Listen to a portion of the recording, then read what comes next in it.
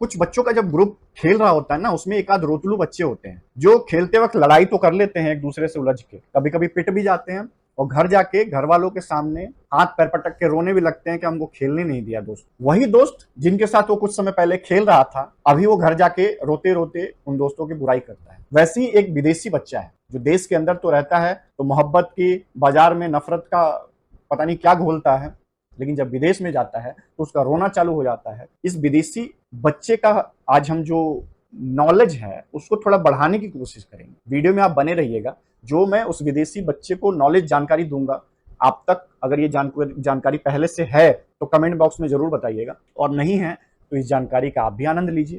तो चलिए शुरू करें। तो करना, परेशान हो गए हम लोग 2.5 साल से। करते हैं शुरू।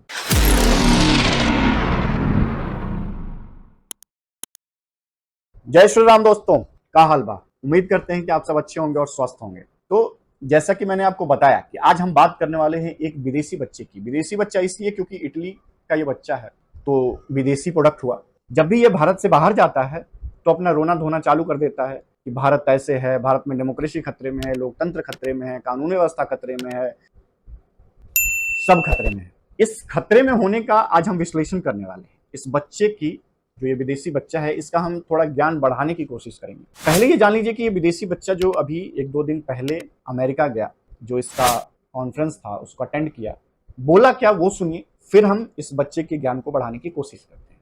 It is felt most strongly by the Muslim community, okay, because it is done most directly to them. But in fact, it is being done to all minorities. I can guarantee you that the same way you are feeling attacked, I can guarantee you my Sikh brothers are feeling the same thing.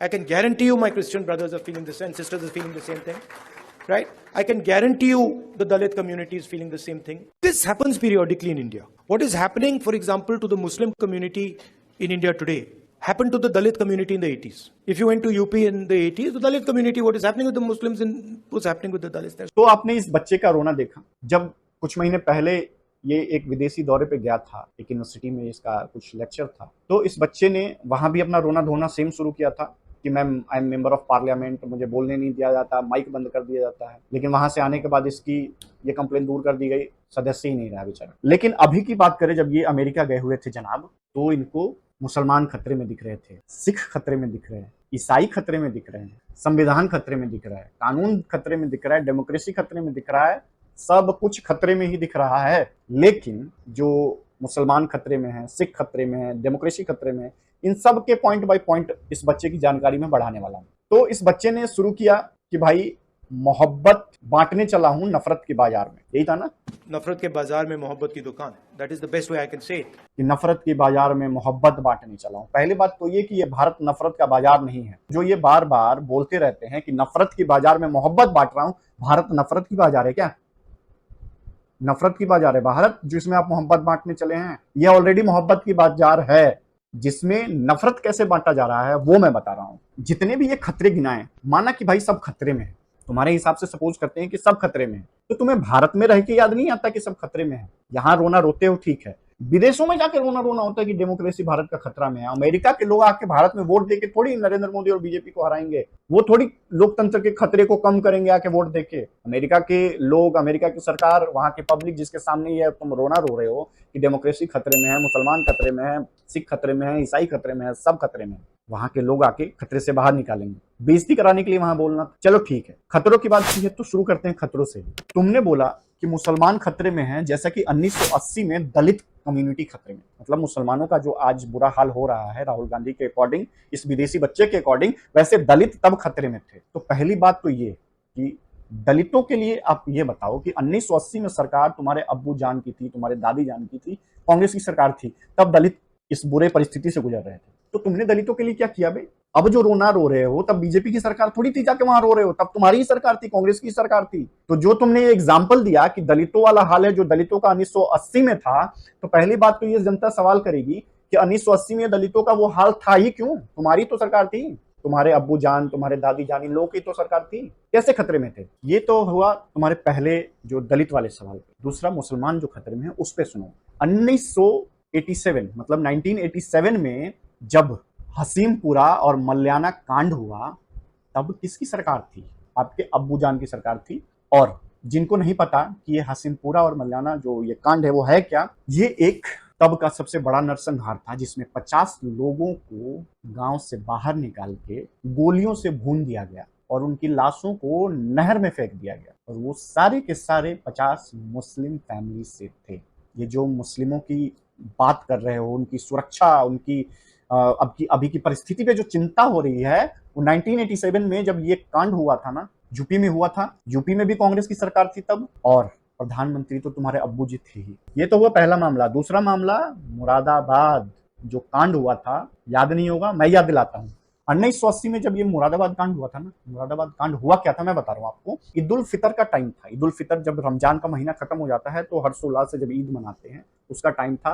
Ramzan पढ़ने के लिए लोग घरों से बाहर निकले हुए थे। 400 लोगों पे गोलियां चलवा दी पीएससी के जवानों के द्वारा और 400 से ज्यादा लोग मारे गए थे। और ऑब्वियसली जब नमाज का टाइम था, जब ये ईद उल फितर का टाइम था, तो मुस्लिम ही थे वो 400 मारे जाने वाले। किसकी सरकार थी मालूम है 1980 में? तुम्हारे दादी जान की। तब मुस्लिम खतरे में नहीं थे, क्योंकि मुस्लिम को खतरे में होने लायक छोड़ा ही कहाँ था। तब कोई खतरे में नहीं था, अब खतरे में है। और ये गिनती अभी खत्म नहीं हुई है। ये तो दूसरा तीसरा मामला मैंने बताया ना। अभी आगे वाला मामला 1984, इसके बारे में तो सबको याद भी होगा और सबको पता भी होगा। मैंने पिछले जो 2 बताए, हो सकता है बहुत लोगों को ना पता हो, लेकिन 1984 वाला तो सबको पता होगा, जो एंटी सिख दंगा हुआ था। 3000 सिखों को मौत के घाट उतार दिया गया। जो ये सिख कम्युनिटी खतरे में, अभी आप बता रहे थे 2 दिन पहले, 1984 में किसकी सरकार थी? दादी जी थी तुम्हारी, जिसको उनके ही अंगरक्षकों ने, उन्होंने गोली मार दी थी। और चूंकि सिख, जो 2 अंगरक्षक थे वो सिख थे, इस वजह से आगे चल के ये सिख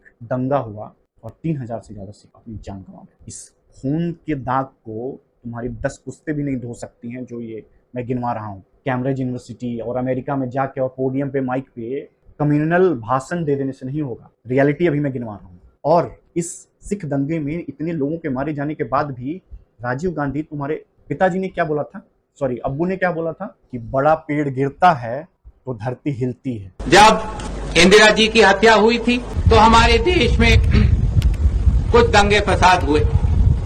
हमें मालूम है कि भारत की जनता के दिल में कितना क्रोध आया, कितना गुस्सा आया, और कुछ दिन के लिए लोगों को लगा कि भारत हिल रहा है। लेकिन जब भी कोई बड़ा पेड़ गिरता है तो धरती थोड़ी हिलती है। इस तरह के स्टेटमेंट, इतने बुरे दौर से सिखों के गुजरने के बाद इस तरीके का स्टेटमेंट कि जब बड़ा पेड़ गिरता है तो धरती हिलती है। सिख कम्युनिटी को किस तरीके से टारगेट किया गया, किसकी सरकार थी, कौन रिस्पॉन्सिबल था, उनकी सुरक्षा और उनके खतरे की बात कौन करेगा?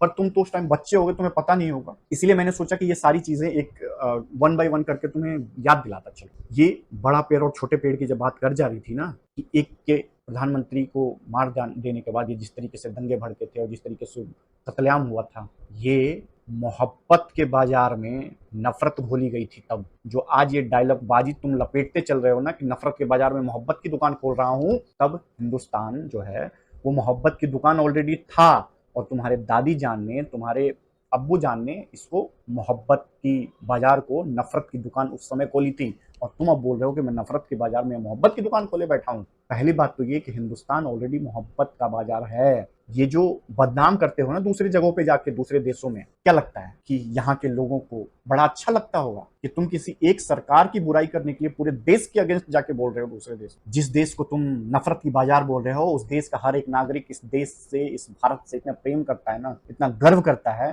कि तुम इसको नफरत का बाजार बोल के ही इन सभी लोगों की फीलिंग्स के साथ, इन सभी लोगों की भावनाओं के साथ खिलवाड़ करें। लेकिन नहीं, ये अभी तुम्हें समझ नहीं आएगा, आगे आएगा जब पब्लिक रिएक्शन होगा। ये देश के साथ जो गद्दारी कर रहे हो, कहीं लोग ये ना बोलने लगे गद्दारी कर बे, गद्दारी कर बे तोरी बहन, गद्दारी कर बे तोरी बहन, ये अपनी साथ हम खरीदा। तो लोग ये वाला डायलॉग यूज करें, उससे पहले सुधर जाओगे। और रही बात मुस्लिम, सिख, ईसाई, इन लोगों के सुरक्षा की, तो ये जो बेबुनियाद इल्जाम लगाते हो कि लोग खतरे में हैं, कोई प्रूफ, कोई घटना, कुछ तो बता दो कि किस वजह से तुम्हें लगता है कि ये खतरे में है। ईसाइयों का बोला कि तुमने कि खतरे में, कोई इंसिडेंट बता दो ईसाइयों के बारे में जिसकी वजह से उन्हें, देशवासियों को लगे कि हाँ वो सच में वो खतरे में है। कहाँ देखा तुमने ये खतरा? जो दूसरे देशों में जाके ये रोना रो रहे हो, विभीषण याद है? विभीषण ने लाख धर्म के लिए प्रभु श्री रामचंद्र की मदद की थी। लोगों की नजर में आज भी वो विभीषण लंका भेदी के नाम से जाना जाता, किसी अच्छे राम भक्त के नाम से नहीं जाना जाता, किसी धर्म के रक्षक के नाम से नहीं जाना जाता, वो लंका भेदी के नाम से जाना जाता है। और आज भी कोई भी माँ बाप अपने बच्चे का नाम विभीषण नहीं रखते हैं। क्यों?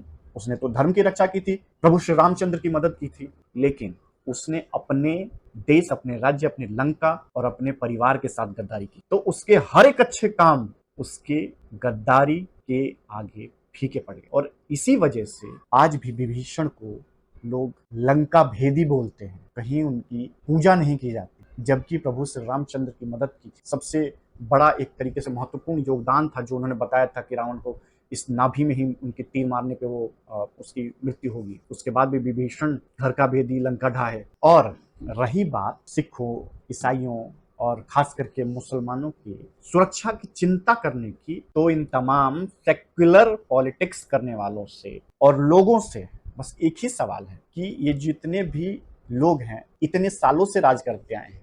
अगर मैं सिर्फ मुसलमानों से बात करूं, क्योंकि इन्होंने मुसलमानों का जिक्र किया था, ये क्या फायदा दिया है? मैंने जितने भी अभी गिनवाए, मुस्लिमों के हित में इन्होंने क्या किया है और हित में इन्होंने क्या किया है, कुछ जानकारी है? अगर हित में की हुई जानकारी है तो मैं मुस्लिम भाइयों से जरूर रिक्वेस्ट करूंगा कि कमेंट बॉक्स में मुझे बताइए, ताकि मुझे भी पता चले कि इन लोगों ने क्या किया है आपके लिए। सेक्युलर पॉलिटिक्स में सिर्फ मुसलमानों का इस्तेमाल किया गया है। आरजेडी मुसलमानों को अपने लिए डरा के इस्तेमाल करती है, सपा समाजवादी पार्टी अपने लिए उनको डरा के अपने मतलब के लिए समय से इस्तेमाल करती है, कांग्रेस उनको डरा के अपने मतलब के लिए इस्तेमाल करती है, और अभी जो नया नया निकल के आए हैं कुछ सालों से अरविंद केजरीवाल, ये भी सेक्युलर बनने के नाम पे, मुसलमानों के भाईचारे में जुड़ने के नाम पे उनको डरा के अपनी पॉलिटिक्स निकाल रहे हैं। और बची कुची कसर ओवैसी साहब छोड़ते नहीं है।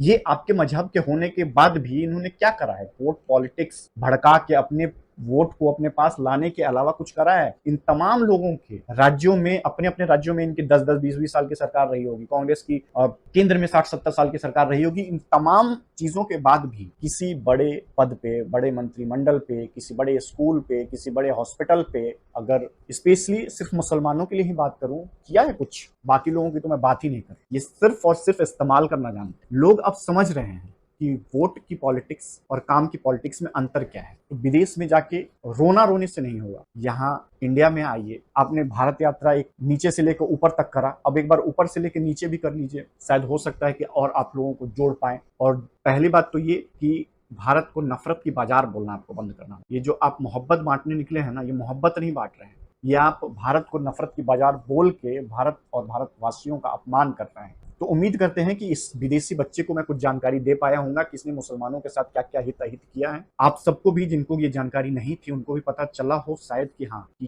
कौन किसका कितना अपना है। खैर, ये सारी चीजें तो पॉलिटिक्स में चलती ही रहती हैं, लेकिन एक देशवासी होने के नाते इतना जरूर समझना चाहिए कि देश की बातें, अगर देश में रह के अगर आपको कुछ दिक्कत है पॉलिटिकल किसी पार्टी से, आप गाली दीजिए, लड़िए, इलेक्शन में हराइए। जिस तरीके से आप अपने विपक्षी पार्टियों को के साथ डील करना चाहते हैं, डील कर सकते, लेकिन जब दूसरे देश की धरती पे जाके और अपने देश की बुराई करते हो, तो आप किसी सरकार की बुराई नहीं करते हो, आप एक देश की बुराई करते हो। और इस चीज का आपको ख्याल रखना चाहिए।